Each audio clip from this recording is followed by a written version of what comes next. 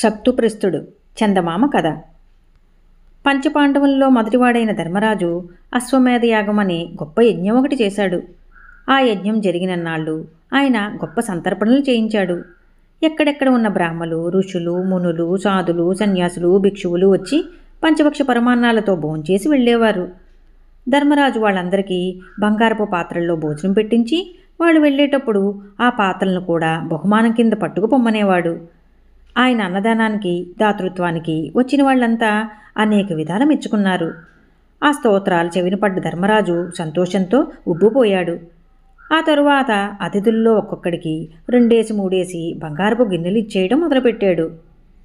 దగ్గర ఉండి యజ్ఞమంతా నడిపిస్తున్న శ్రీకృష్ణుడికి ఏమిటి చెప్పమా, ధర్మరాజు ఇలా ఒళ్ళు తెలియకుండా ఖర్చు పెడుతున్నాడు అనిపించింది. ఏమిటి బావా, చాలా జోరుగా దానాలు ఇచ్చేస్తున్నావు అని అడిగేశాడు కూడాను. అప్పుడు ధర్మరాజు దర్జాగా, జోరుగాక మనకేమిటోయ్, వచ్చిన వాళ్ళు మనల్ని గురించి ఎలా చెప్పుకుంటున్నారో వినబట్టం లేదు.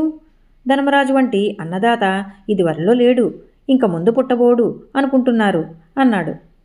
శ్రీకృష్ణుడు ఏదో చెప్పబోయాడు కానీ ధర్మరాజు వినిపించుకోలేదు. ఎందుకు వినిపించుకుంటాడు? మహా అన్నదాతనైపోయాను అనే అహంభావం అతన్ని కమ్ముకుపోయింది. శ్రీకృష్ణుడు తన భక్తులన్నా, బంధువులన్నా, మిత్రులన్నా ఎక్కువ ప్రేమ చూపుతాడు. కానీ వాళ్లల్లో ఏమాత్రం గర్వం బయలుదేరినా ఆయన సహించుడు. ఆ గర్వాన్ని భంగపరిస్తే కానీ ఆయనకు నిద్ర పట్టదు. మహాన్నదాత అనుకుంటున్న ధర్మరాజుకి గర్వభంగం చెయ్యాలని ఆలోచించి అతన్ని భోజనశాలకు అవతల అతిథుల చేతులు కడుక్కునే చోటికి తీసుకువెళ్ళాడు. కోట్ల కొలది అతిథులు భోంచేసి అక్కడ చేతులు కడుక్కుంటూ ఉండడం వల్ల ఆ నీరంతా ఓ నదిలా ప్రవహించడం మొదలుపెట్టింది. ధర్మరాజు శ్రీకృష్ణుడితో, బావా చూశావా ఈ నదిని అన్నాడు. అందుకు కృష్ణుడు, నదికేం కానీ ఆ బురదలో అటూ ఇటూ దొల్లుతూ ఒక ముంగిసి ఉంది చూశావా అన్నాడు. ఆ చూశాను, బురదలోంచి యువతలకొచ్చి నిలబడి తన ఎడమవైపు చూసుకుంటోంది. అదిగో మళ్ళీ బురదలోకెళ్ళి దొల్లుతుంది చూడు అన్నాడు ధర్మరాజు.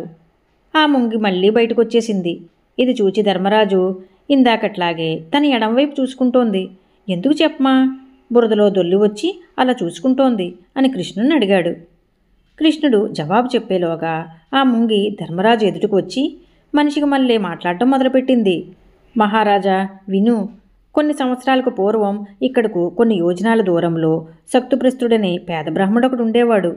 ఆయన పూరుగుడిసి ప్రక్కన ఓ అతిథి చెయ్యి కొడుక్కున్న చోట బురదలో దొల్లితే నా కుడిపక్క బంగారం అయింది. నా ఎడంపక్క కూడా బంగారం చేసుకోవాలన్న ఆశతో దొల్లబోతే అక్కడ చాలినంత బురద లేక ఆ పక్క మామూలుగానే ఉండిపోయింది అన్నది ముంగి. ధర్మరాజు ఆశ్చర్యపోయాడు. బురదలో దొల్లితే ఒళ్ళు బంగారం అవుతుందా ఎక్కడన్నా అన్నాడు. మీకు సందేహంగా ఉంటే చూడండి మహారాజా అంటూ ముంగిస ఆ నీళ్ళల్లోకి పరిగెత్తుకెళ్ళి తన ఒంటి బురద కడిగేసుకొచ్చి ధర్మరాజుకి తన కుడివైపు చూపించింది. నిజమే, ఈ వైపంతా బంగారమే, ఇదెలా సాధ్యమైంది అని ఆశ్చర్యంగా అడిగాడు ధర్మరాజు.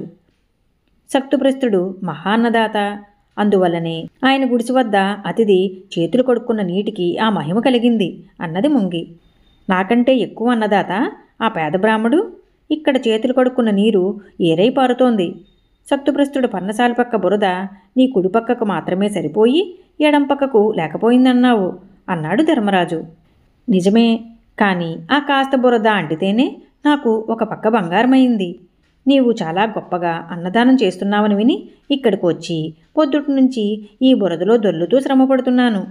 కానీ ఒక్క పెసరగింజంత మేరైనా నా ఎడం ప్రక్కన బంగారం అవ్వలేదు. శక్తుప్రస్తుడు పూటకు టికానలేని పేదవాడే కానీ ఆయన అన్నదానం ముందు నీ సంతర్పణ ఏ లెక్కకి రాదని తేలిపోయింది అన్నది ముంగి. ఆ ముంగి ఇలా ధర్మరాజుతో చెప్పేసి తన దారిని వెళ్ళిపోయింది. ధర్మరాజు సిగ్గుతో కుమిలిపోయాడు. శ్రీకృష్ణుడు తానేమీ ఎరగనట్లు దిక్కులు చూడటం మొదలుపెట్టాడు. ధర్మరాజు ఆయనతో, బావా ఈ శక్తుప్రస్తుడెవరు అని అడిగాడు. అప్పుడు కృష్ణుడు శక్తుప్రస్తుని గురించి ఇలా చెప్పసాగాడు. ఆ ముంగి చెప్పిందిగా, అతడు ఒక పేద బ్రాహ్మడని, పేదవాళ్లల్లో కల్లా పేదవాడతను. అయితే అతని కుటుంబం కూడా దేహి అని ఒకళ్ళని యాచించకుండానే జీవితం గడిపారు. అతని భార్య, కొడుకు, కోడలు ఈ నలుగురు కూడా పొలాల్లో రాలిపడ్డ ధాన్యం ఏరి తెచ్చుకుని దంచి బియ్యం చేసి ఆ బియ్యంతో పొట్టపోసుకునేవారు. ఆ అన్నమే కొంత అతిథులకు పెట్టి మిగిలినది తాము తినేవారు. ఇలా రోజులు గడిచిపోతూ ఉంటే ఉన్నట్టుండి కరువొచ్చింది. పేదవాళ్ల సంఖ్య ఎక్కువై పొలాల్లో రాలిన గింజలు ఎరుగుపోయేవాళ్లు ఎక్కువయ్యారు.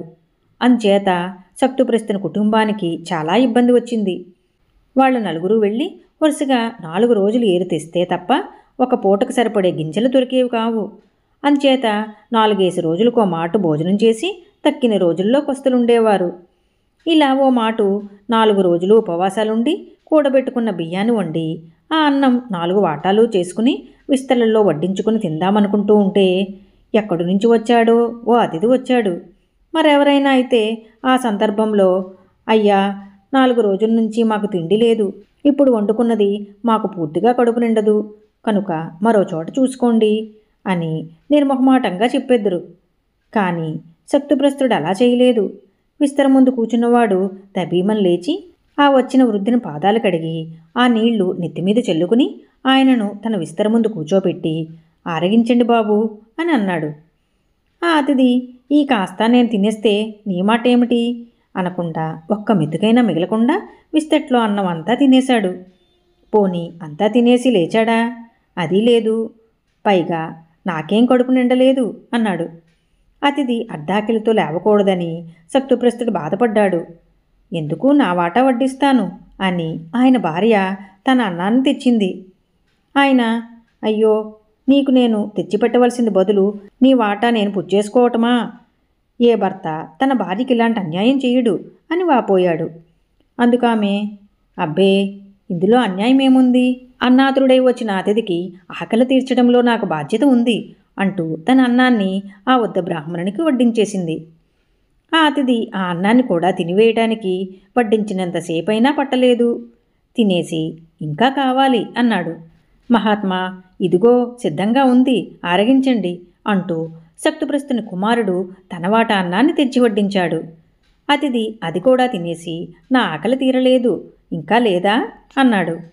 ఆ మాట విని సక్తుప్రస్తుని కోడలు మగధానందంతో, మహాత్మా, నా అత్తా మామలు నా భర్త ధన్యులైనట్లే నేను కూడా ధన్యురాలిని అవటానికి అవకాశం వచ్చింది. ఇదిగో ఈ అన్నం కూడా భుజించండి అంటూ తన అన్నాన్ని కూడా తెచ్చి వడ్డించింది. అతిథి ఆ అన్నం కూడా తినేసి, నా కడుపు నిండింది అంటూ లేచి అవతలకు వెళ్ళి చెయ్యి కడుక్కున్నాడు. అతని చేతి నుంచి నీళ్లతో పాటు పడ్డ మెతుకుల కోసం ఆశపడి వచ్చి ఈ ముంగి తన కుడిపక్క బంగారం చేసుకుంది. అంతవరకు ముసలి బ్రాహ్మడికి మళ్ళీ ఉన్న ఆ అతిథి ఓ దివ్య పురుషునికి మళ్ళీ మారిపోయాడు. ఆయన తేజస్సు చూసి సక్తుప్రస్తుడు వాళ్ళు ఆశ్చర్యపోయి, మహాత్మా, మమ్మల్ని అనుగ్రహించడానికి ఈ అతిథి రూపంలో ఏం చేసిన శ్రీ మహావిష్ణువే మీరు అని స్తోత్రం చేశారు. అందుకైన నేను మిమ్మల్ని పరీక్షిద్దామని వచ్చిన యమధర్మరాజును. మీ ఆతిథ్యానికి మెచ్చుకున్నాను. 4 రోజుల నుంచి తిండి లేక తిందామని వడ్డించుకున్న సిద్ధన్నాన్ని మనస్ఫూర్తిగా అతిథికిచ్చేశారు. మీ చిత్తశుద్ధి గొప్పది. ఈ పుణ్యానికి ఫలంగా మీకు బొందితో కైలాసానికి వెళ్ళేటట్లు వరం ఇచ్చాను అని చెప్పి అంతర్ధానమయ్యాడు. మరి కాసేపటికల్లా కైలాసం నుంచి విమానం వచ్చి ఆ నలుగురిని కైలాసం తీసుకుపోయింది.